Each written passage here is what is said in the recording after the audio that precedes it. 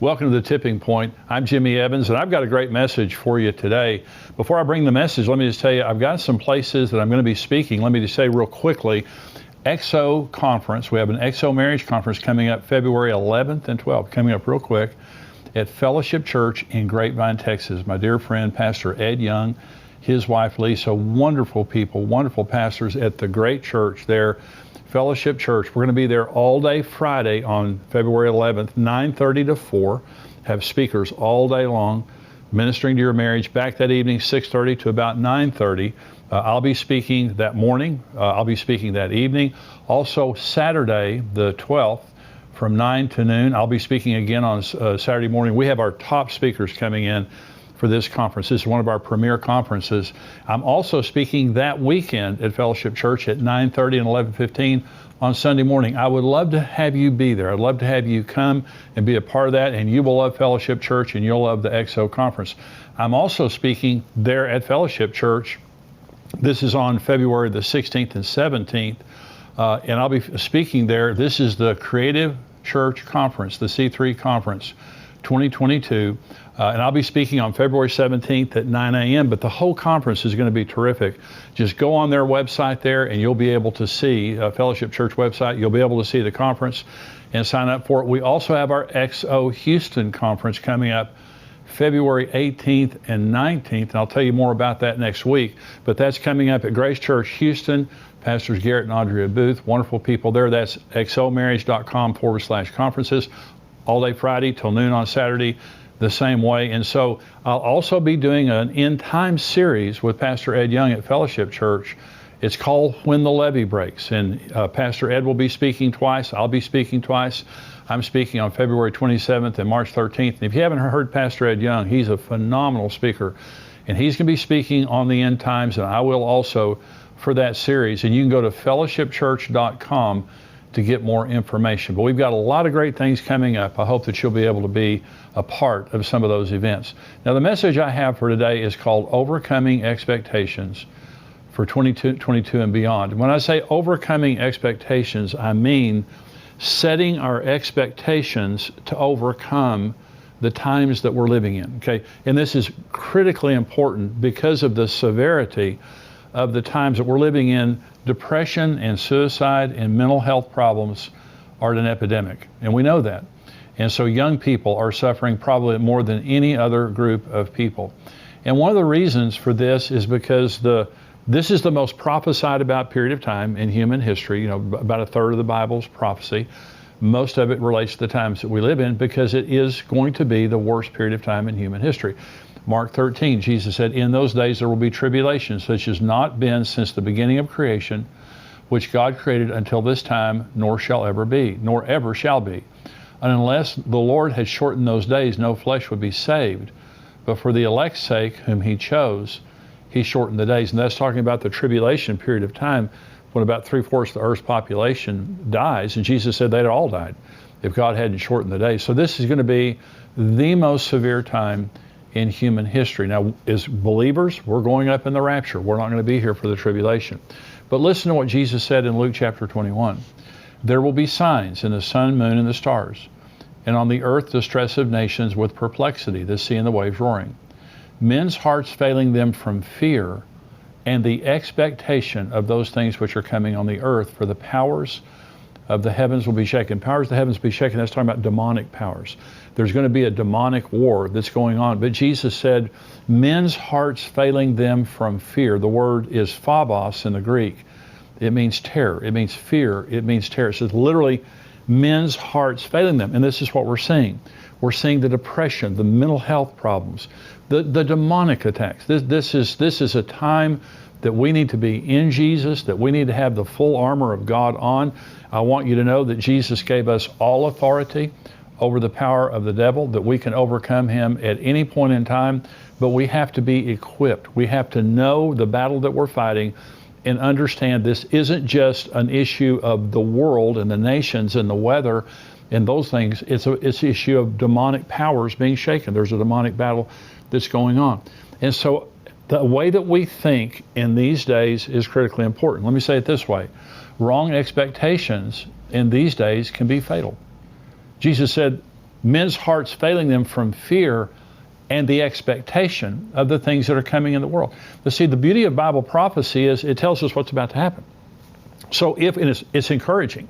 When you hear Bible prophecy properly taught, it's going to encourage you. It's going to leave you encouraged. Now, we're all sobered by the days that we're living in, but the times that we're living in are contextualized by end times prophecy. And Jesus said, when you see these things begin to happen, hey, look up. Lift up your head, your redemption draws near.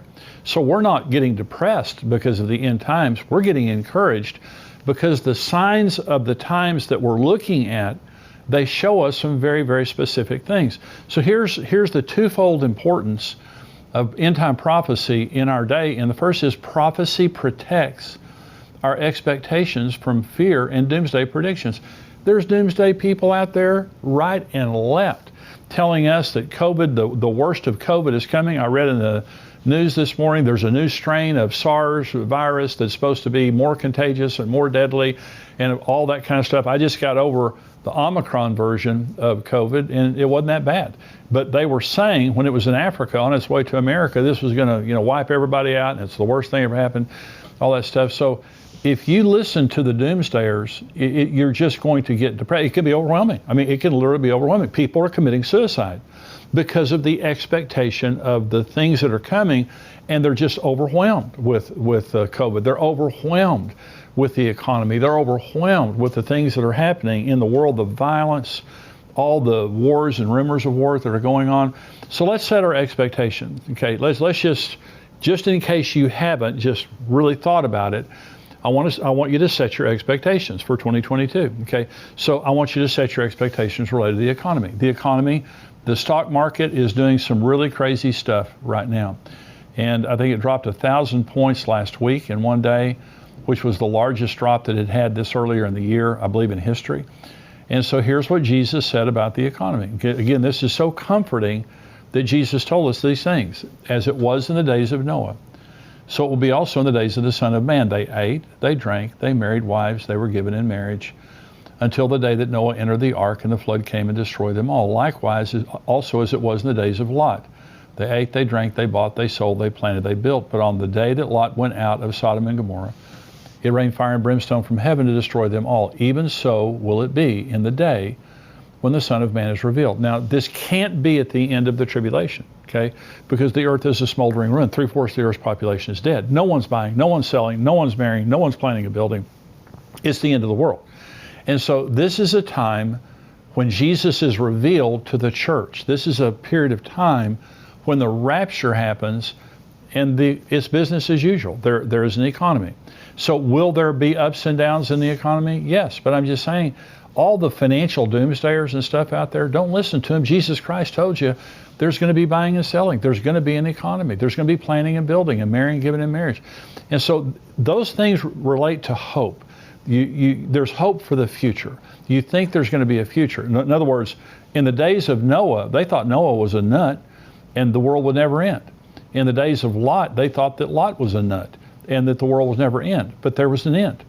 And that God came and took the righteous out, and then he judged the unrighteous. Now listen, for the unrighteous, there won't be an economy. For part of the tribulation, there's going to be an economy, and we know the Antichrist is going to rule the world through the mark of the beast and all that kind of stuff. That's during the tribulation. We're not here. But I'm saying, as a Christian, you just need to understand the world is not going to end. There's not going to be the bottom drop out of the economy. The way that many people say there will be. There will be an economy. There may be some bumps and bruises, ups and downs, but there's going to be an economy. The other thing is the tribulation. People telling us we're going to go through the tribulation. This is Jesus, Matthew 24. As it was in the days of Noah so also will be the coming of the Son of Man. For as in the days of Noah before the flood, they were eating and drinking, marrying and giving in marriage until the day that Noah entered the ark, and did not know until the flood came and took them all away. So also will the coming of the Son of Man be. Then 2 men will be in the field. One will be taken, the other left. 2 women will be grinding at the mill. One will be taken, the other left. Watch therefore, for you do not know what hour your Lord is coming. And he's saying there that there's going to be, like the days of Noah before the flood. And in that day, 2 men will be standing in the field, one taken, one left. That's the rapture. That's the selective rapture. This is 1 Thessalonians chapter 1. They themselves declare concerning us what manner of entry we had to you, and how you turned to God from idols to serve the living and true God, and to wait for his Son from heaven, whom he raised from the dead, even Jesus, who delivers us from the wrath to come. So we know that there's going to be an economy, and we know that we're not going through the tribulation. So set your expectation. That's why Jesus said, when you see these things begin to happen, hey, it's all good. Your redemption is drawing near. Here's another thing that we need to set our intentions on, our expectations on. It's the unknown, the future and the unknown. There are many things in my life I just don't know. What's going to happen tomorrow? What's going to happen 6 months from now? I just don't know. I know that Jesus is coming. I know there's going to be an economy. I know I'm not going to go through the tribulation. But here's what Jesus said in Matthew 28. Jesus came and spoke to them, saying, all authority has been given to me in heaven and on earth. Go therefore and make disciples of all the nations, baptizing them in the name of the Father and of the Son and the Holy Spirit, teaching them to observe all things that I have commanded you. And lo, I am with you always, even to the end of the age. Okay, so Jesus is talking about the end here, and he's saying, I've given you authority, I'm giving you a mission, the Great Commission, to go out and make disciples of all the nations, and I will be with you always, even to the end of the age. Okay, and so I may have told this story before, but I'll tell it again. It was about a trip that Karen and I took. I think it was our 35th anniversary, and I had a bad year. I just had a hard year. And I was just kind of waiting for the next shoe to drop. I felt like, all these bad things had been happening. I was just kind of waiting for the next bad thing to happen. And Karen and I were on the plane, and on the airplane, headed to Hawaii for our anniversary. And Karen reached over and patted me on the hand and said, are you okay? And I said, no, I'm not okay. I said, I just feel like the next shoe's about to drop. I just feel like something else bad's about to happen. And she was real comforting. And I sat there, kind of looking out the window, and I heard the Lord say this to me. Fear is expecting the devil to move. Faith is expecting God to move. And I think some of you need to hear that word today, is that you get so beat up that you're conditioned that something bad is going to happen, and you actually are expecting something bad to happen. That's the way I was. And the Lord, he completely changed the next year and that trip. That would have been a terrible trip if that wouldn't have happened.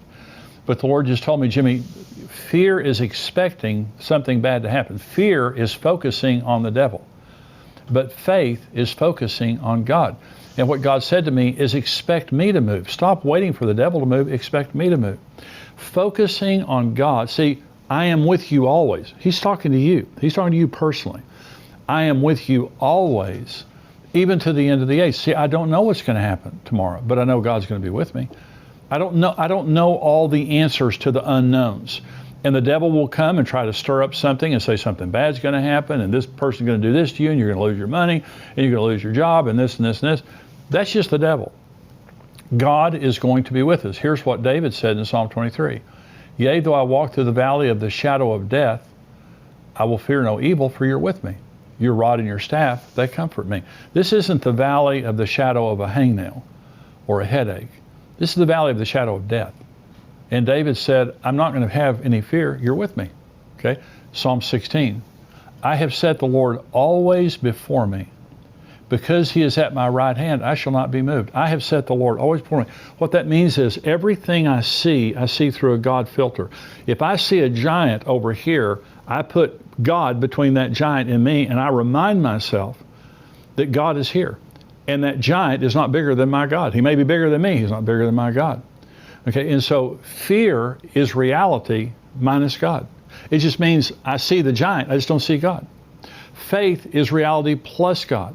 So when the 12 spies went into the promised land, 10 came back and gave a bad report. And they said, those giants in the promised land are so incredibly big that we're like grasshoppers compared to them. Okay. Joshua and Caleb came out and they said, those people will be our prey. God has removed their protection from them. Here's the difference. The 10 spies looked at the giants and compared the giants to themselves. Never saw God. Joshua and Caleb went in and compared the giants to God. And see, I heard someone say this one time, stop telling God how big your mountains are and start telling your mountains how big your God is. It's just all perspective. This is what I'm saying. Set your expectations for 2022, and I'm saying God is going to be with us.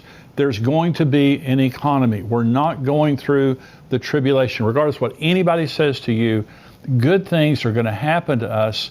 We are not like everyone else. We have a God, and He is a faithful Father. He is a faithful Lord. He promised us, I will be with you always, even to the end of the age. Okay, so we're going to set our expectations. But so prophecy protects us from wrong expectations and doomsdayers. Prophecy also promises us incredible blessings to excite our expectations. See, it's the opposite of just not being full of dread. I should be excited. So let me talk about the marriage supper of the Lamb for just a minute, because this is what's coming up. When the rapture happens, I believe that we're living in the days just prior to the return of Jesus. I'm talking about the rapture of the church. To me, is the most incredibly exciting thing in the entire world. I answered a question a few weeks ago about young people who don't want Jesus to come. My twin granddaughters and my 14-year-old granddaughter, at Christmas we had a conversation, and they all love Jesus. They believe in end times. And they said, we wouldn't mind Jesus waiting, for a while. And so we can get married, so we can graduate, so we can have babies. And I think that's completely understandable. I really do. I think I'd be exactly the same way. But I can tell you this, when Jesus comes, we're going to enter into a marriage supper of the Lamb that is the most exquisite event in the universe. And we're going to be there for 7 years, and we're going to see Jesus face to face. And we're going to be in His Father's house, which is the most incredible building described in Revelation 22 and 21 and 22. We're going to be with Jesus for all of eternity. And I can tell you this, no one who sees Jesus' face and no one at that wedding will ever look back to this earth in regret or wanting to go back. Remember Jesus said, remember Lot's wife? When He was talking about the end in Luke 21, He said, remember Lot's wife? Lot's wife fell in love with the world, and her focus was on the world. And the angels came to get Lot and his family out, but she loved the world more than she loved God.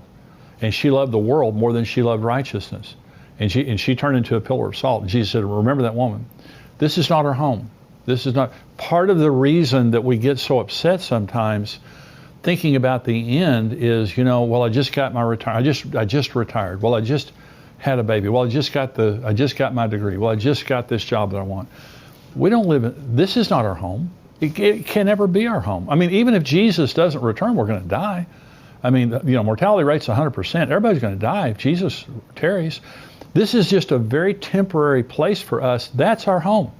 And it's incredible. What Jesus describes is incredible. This is John 14, where Jesus is talking to the disciples about marrying them and us. He says, let not your heart be troubled. You believe in God, believe also in me. In my Father's house are many mansions. If it were not so, I would have told you. I go to prepare a place for you. And if I go to prepare a place for you, I will come again and receive you to myself, that where I am, there you may be also. And where I go, you know, and the way you know. Thomas said to him, Lord, we do not know where you are going, and how can we know the way? Jesus said to him, I am the way, the truth, and the life. No one comes to the Father but through me. Now, to the Western mind, when Jesus is talking about in my Father's house are many mansions, to the Western mind, that's just, well, what are you talking about? But to the Jewish mind, they knew exactly what he was talking about. The disciples knew exactly. He's explaining a wedding. And so Jesus said, in my Father's house are many mansions. I go to prepare a place for you. See, in a Jewish wedding, the groom left his father's house with a bride price. And he came to the bride's house and he paid the price for the bride to her parents.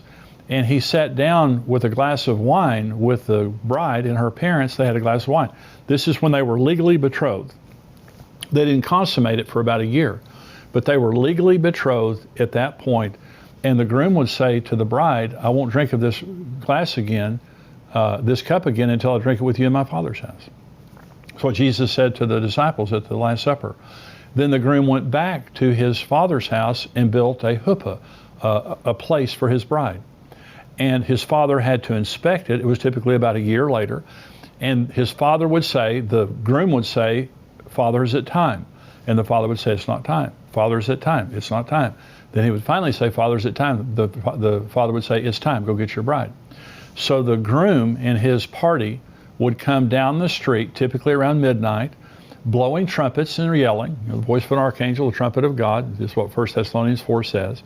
And they would come down the street. The bride wore her wedding gown to bed. The attendants of the bride wore their wedding clothes to bed. She had to be ready immediately. Okay, this is why Jesus said, "Watch therefore. You don't know what hour he's coming." So she had to be ready. So when he came down the street yelling and everything, she had to get up and get herself ready in just a matter of minutes. And then he took her back to the Father's house. Okay.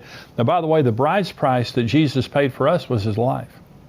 And he told the disciples, "I'm going to my Father's house to prepare a place for you.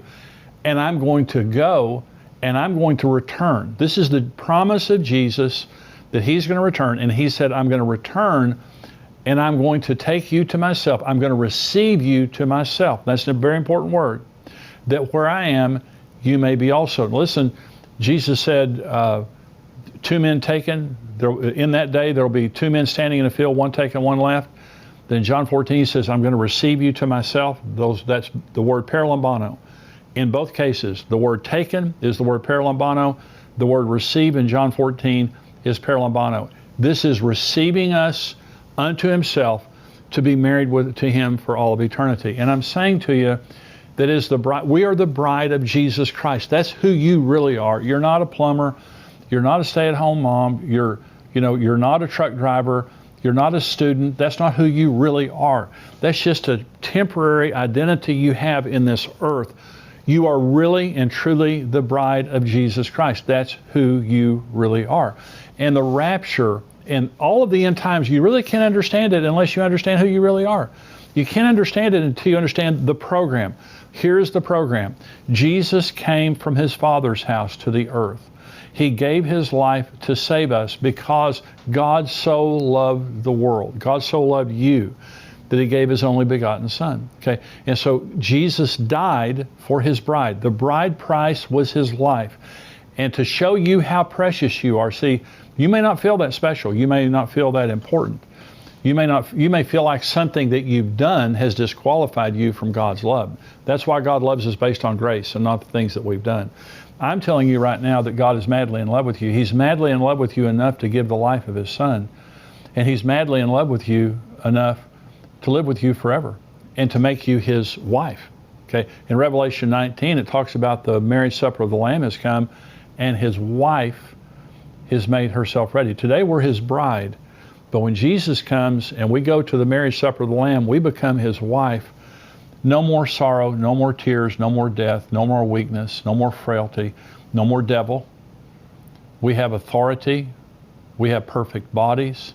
We're at home with Jesus. We have a mansion in the Father's house. Can you imagine? The average Jewish groom would spend about a year building the place for his bride. Jesus has been there for 2,000 years. Can you imagine how exquisite the house that we will have in heaven will be? And I'm just saying to you, we have a lot to look forward to.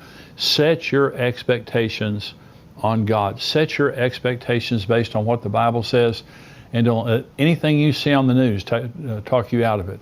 And so we're going to go now into the subscriber portion of the program, and I'm talking about some things in the news related to Israel in the United States that are very troubling. We are now backing out of an agreement we made with Israel to help them build a pipeline to supply Europe with natural gas. I'm going to be talking about that. I'm also answering questions if you're a subscriber, stay tuned. That's what's coming up. If you're not a subscriber, hey, listen, just go to endtimes.com, $7 a month, $77 a year. You get the full Tipping Point show. Also, you're able to get all of the things that we send out, videos and articles that come out all week long from our contributors and also from myself. Endtimes.com keeps you educated and encouraged on what's happening in the end times. Endtimes.com, $7 a month, $77 a year. If you're a subscriber, stay tuned.